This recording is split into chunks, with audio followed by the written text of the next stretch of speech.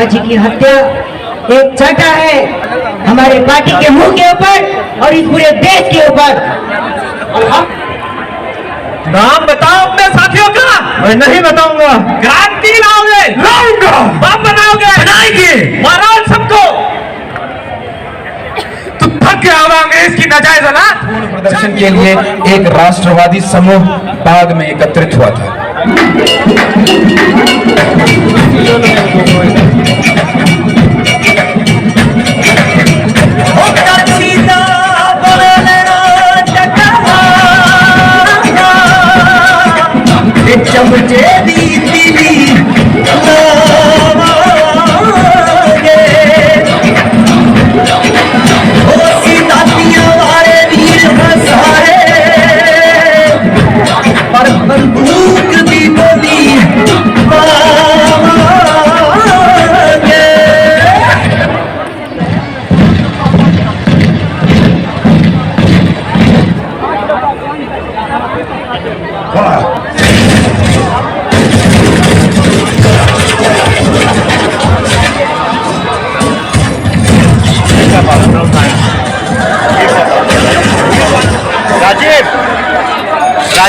हुकूमत ने अपने दमन की छाप छोड़ने के लिए बाग के एकमात्र द्वार को बंद कर दिया। लाल खून से दीवार को रंग कर ये दमनकारी काला इतिहास लिखने वाले थे, लेकिन वहीं एक क्रांति का बीज भी रोप रहे थे और उन्हें नहीं मालूम था कि वो एक पेड़ बन जाएगा जिसे उखाड़ पाना पूरी ब्रितानी ताकत के लिए नामुमकिन हो जाएगा।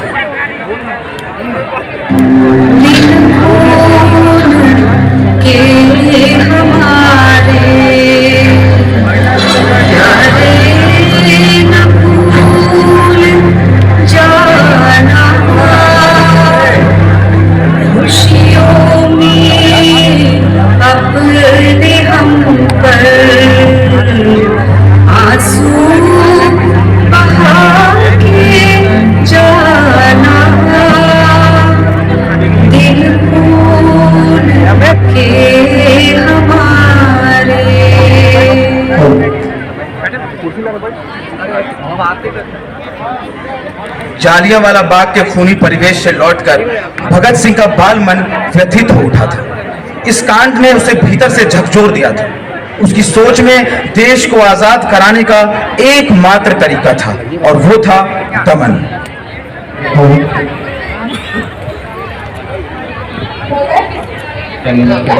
आवाज फिर नहीं। पिताजी ने कहा था अनाज के बीच से सैकड़ों निकल आते हैं, तो आज इस मिट्टी में मैं बारूद बो रहा हूँ जो आगे चलकर मेरे वतन में क्रांति लाएंगे। तुम देखना माँ, वो दिन अब दूर नहीं जब हम भी आजाद हो जाएंगे।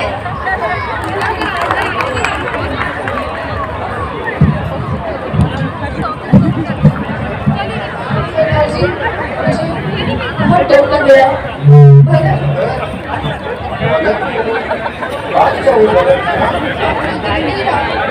अभी उसकी उम्र ही क्या है? जिस उम्र में बच्चे खिलौने, किताबें ऐसी बातें करते हैं, वो क्रांति, आजादी, पता नहीं कैसी कैसी बातें करते हैं। इतनी छोटी सी उम्र में इतना ठीक है, देश, आजादी, क्रांति सब अपनी जगह ठीक है, तो हम अपने भगत को खो देंगे सरदार जी। वो हमसे दूर होते जा रहा है। हमारे भगत बाकियों से अलग है। उसने बचपन में ही इतना कुछ देख लिया। उसके रास्ते, उसके सपने सबसे ही अलग है। हमारे गुरु जी की मेहर है उस पे। जालियांवाले बाग की मिट्टी लेके घूमता है वो, क्रांति की बातें करता है सरदार जी। वो हमसे दूर हो जाएगा सरदार जी, हम खो देंगे उसे।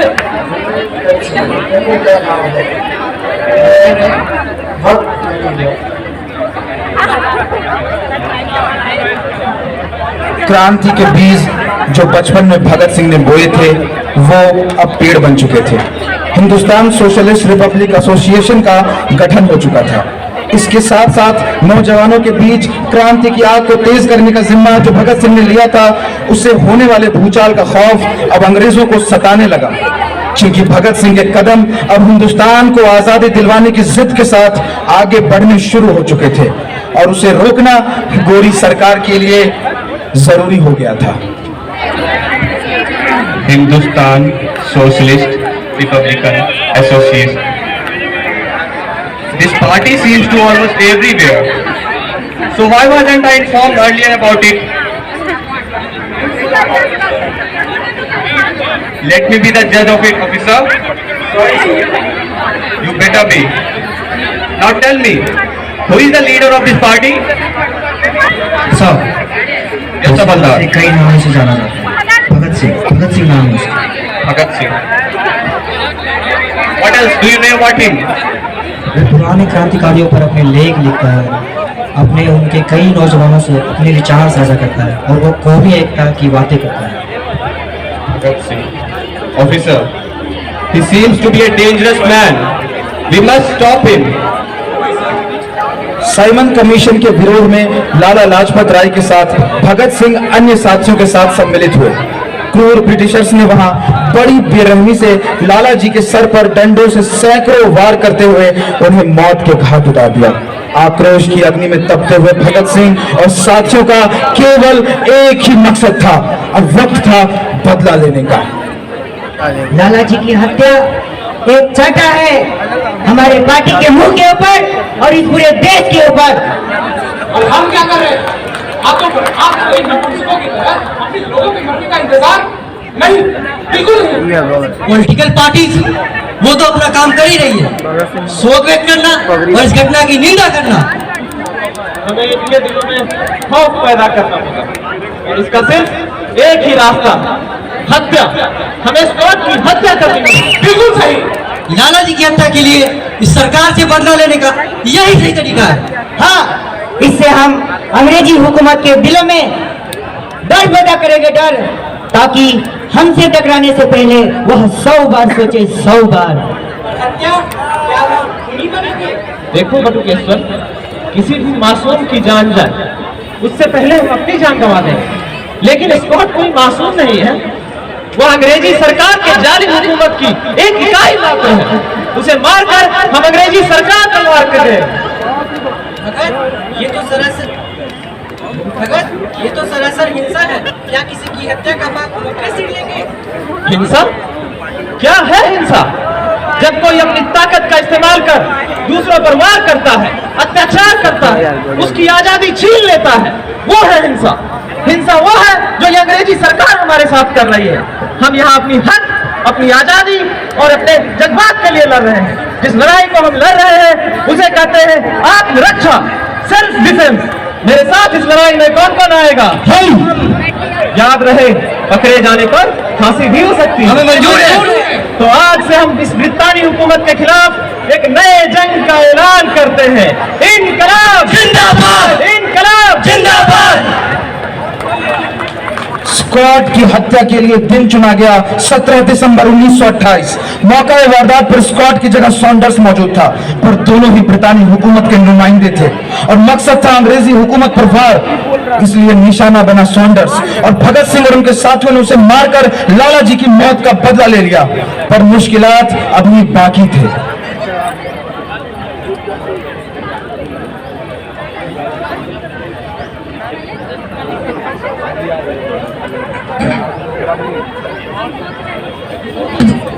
ये तो हद हो गई। कोलकाता में इतने दिनों से हम लोग यहाँ हैं, ना हमारे पार्टी के बारे में कोई जानता है और ना हमारे उद्देश्य को। अरे यही नहीं, बाकी जगह पूरे हिंदुस्तान का यही हाल है। इनके लिए हम बस यही है जो अंग्रेजी सरकार ने हमारे ऊपर ठप्पा लगा दिया। आतंकवादी। ठीक कहते हो भगत, सारा देश चाहता था लाला जी की हत्या का बदला लिया जाए। जान जोखिम में डालकर हमने इस कृत्य को अंजाम दिया और उन्होंने हमें आतंकवादी घोषित कर दिया। अरे यही नहीं, एक हम हैं जो दिन रात अपने देश के लिए मरते हैं और इन्हें भनक तक नहीं होती, और ये बड़ी बड़ी पार्टी के नेता चीखते भी हैं तो सारे देश को खबर पड़ जाती है। हमें क्या करना चाहिए भगत?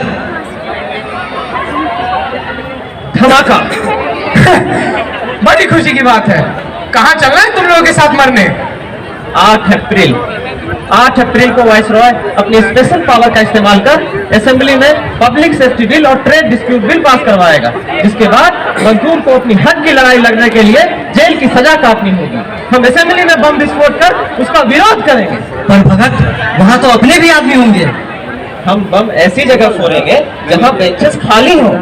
पर हम ऐसा करेंगे ही क्यों? वहां बम फोड़ने से होगा ही क्या? ये गोरों की सरकार बहरी है। इस बम के धमाके की आवाज आवाम तक जाएगी और हम इस इनकलाब की लड़ाई में आवाम को शामिल करेंगे। और इस बम विस्फोट के बाद हम अपनी गिरफ्तारी देंगे, जिससे कोर्ट केस के दौरान हमारी बातें छापी जाएंगी और हमारी पार्टी का मकसद लोगों तक पहुंचेगा। अगर संघर्ष की हत्या के बाद पूरे देश की पुलिस हमें ढूंढ रही है, ऐसे में गिरफ्तारी देने का मतलब फांसी। ये तो कभी ना कभी होना ही था और इसके लिए इससे अच्छा मौका और क्या ही हो सकता है। इसके लिए 2 लोगों की जरूरत होगी। फिर तो मैं ही जाऊंगा। नहीं, मेरे साथ बटुकेश्वर जाएगा। तुम्हें यहाँ रहकर पार्टी का कार्यभार संभालना है और हमारे क्रांति को आगे भी ले जाना है। असेंबली में हुए बम धमाके ने सचमुच अंग्रेजी सरकार और पूरे आवाम तक भगत सिंह की आवाज पहुंचा दी थी। बौखला तो वो तब गए जब उन्हें मालूम हुआ कि दोनों नौजवानों ने अपनी गिरफ्तारी खुद दी थी। उसका मकसद किसी की जान लेना नहीं था।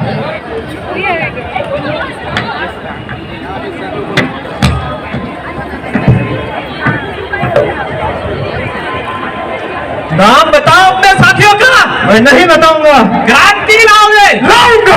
बम बनाओगे? बनाएंगे। मारो सबको। तू थक गया होगा अंग्रेज की नाजायज औलाद, जा किसी और को भेज। तो मैं अब गिरफ्तार होने के बाद भगत का उद्देश्य था अपने विचारों को देश के युवाओं तक पहुंचाकर उनके खून में उबाल लाना। कोर्ट में चल रहे हियरिंग्स में भगत मीडिया के माध्यम से ऐसा कर पाने में सफल रहे। अखबारों और किताबों में भगत के बारे में लिखा जाने लगा और भगत की पूर्ण स्वराज की मांग अब पूरे देश की मांग बन चुकी थी। अभी तो सिर्फ 15 दिन हुए हैं तुम्हारी ये भूख हड़ताल तोड़ने के लिए। मुझे जो कुछ भी करना पड़ेगा मैं करूंगा शौक से। तुम्हारी मांगे कभी पूरी नहीं होने वाली। जैसा चलता आया है वैसा चलता रहेगा। मैं घास हूँ जेलर साहब, तुम्हारे हर किए पे उगाऊंगा। तुम ये बेवकूफी क्यों कर रहे हो? क्योंकि मैं अत्याचार बर्दाश्त नहीं कर सकता। और मैं ये नाफरमानी बर्दाश्त नहीं कर सकता। तो ठीक है जेलर साहब, आप अपने नमक का कर्ज चुकाइए और मैं अपने मिट्टी का कर्ज चुकाऊंगा। ले आओ उन दोनों को भी और बंद कर दो तीनों को। जेल में भगत और उनके साथियों के साथ अमानवीय सलूक की पराकाष्ठा पार कर दी गई। हालात बद से बदतर होते जा रहे थे। खाना, साफ पानी, अखबार, किताब जैसे जरूरी संसाधन भी न मिलने पे भगत और उनके साथी अनिश्चितकालीन भूख हड़ताल पर जा चुके थे। तुम्हारी इस लड़ाई का कोई मतलब नहीं, कोई मकसद नहीं। हम लड़ेंगे साथी, उदास मौसम के लिए। हम लड़ेंगे साथी, गुलाम इच्छाओं के लिए। हम लड़ेंगे जब तक लड़ने की जरूरत है बाकी। जब तक बंदूक नहीं होगी तब तक तलवार होगी। जब तलवार नहीं होगी लड़ने की लगन होगी। लड़ने का ढंग ना हुआ लड़ने की जरूरत होगी। और हम लड़ेंगे साथी। हम लड़ेंगे कि लड़े बगैर कुछ नहीं मिलता। हम लड़ेंगे कि अब तक लड़े क्यों नहीं। हम लड़ेंगे अपनी सजा कबूलने के लिए। लड़ते हुए जो मर गए उनकी याद जिंदा रखने के लिए। हम लड़ेंगे। फिजूल की लड़ाई से कुछ हासिल नहीं होगा। अब डोमिनियन स्टेटस पे बात होगी। अब पूर्ण स्वराज ये हमारा अधिकार है और हम इसे लेकर रहेंगे। इनकलाब जिंदाबाद। इनकलाब जिंदाबाद। इनकलाब जिंदाबाद।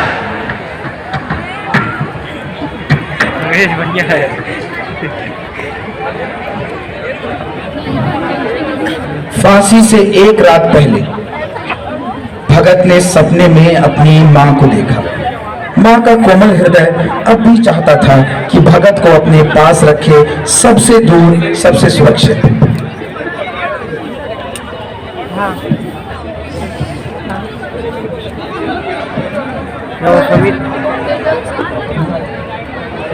तू तो बहुत बड़ा हो गया ना।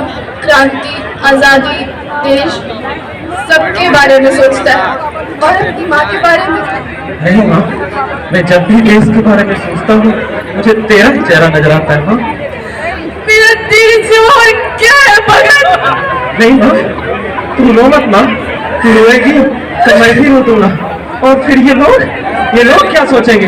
भगत मौत के डर से रोने लगा। मैं नहीं रोगी बेटा। तेरी इस कुर्बानी को मैं जाया नहीं जाने दूंगी।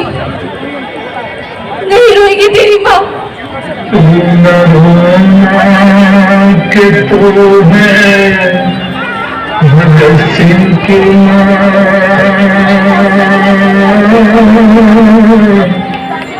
मर के लाल तेरा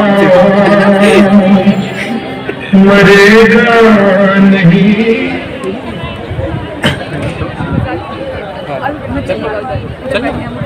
फांसी की तारीख 24 मार्च 1931 तय की गई थी। जेल के बाहर भगत और उनके साथियों की फांसी को रोकने की मांग आग की भांति तेजी से फैल रही थी और लोगों का हुजूम जुटना शुरू हो चुका था। इसलिए आनंद फानंद में फांसी को तय समय से एक दिन पहले यानी 23 मार्च 1931 का करवाने का आदेश दिया गया। भगत सिंह, चलो तुम्हारी फांसी का वक्त हो गया है। बस 2 मिनट जेलर साहब, लेनिन की एक किताब पढ़ रहा हूँ। एक क्रांतिकारी की मुलाकात दूसरे क्रांतिकारी से जब होनी है। चलिए चलो भागते हैं। सरफरोशी की तमन्ना अब हमारे दिल में है, देखना है जोर कितना बाजुए का दिल में है। और कोई आखिरी इच्छा? हाँ जेलर साहब, हम तीनों एक दूसरे से गले मिलना चाहते हैं। चलो ठीक है। मेरा रंग दे बसंती चोला, मेरा रंग दे बसंती चोला, मेरा रंग दे बसंती चोला, मेरा रंग दे बसंती चोला। हो आज रंग दे, हमारे रंग दे, मेरा रंग दे बसंती चोला।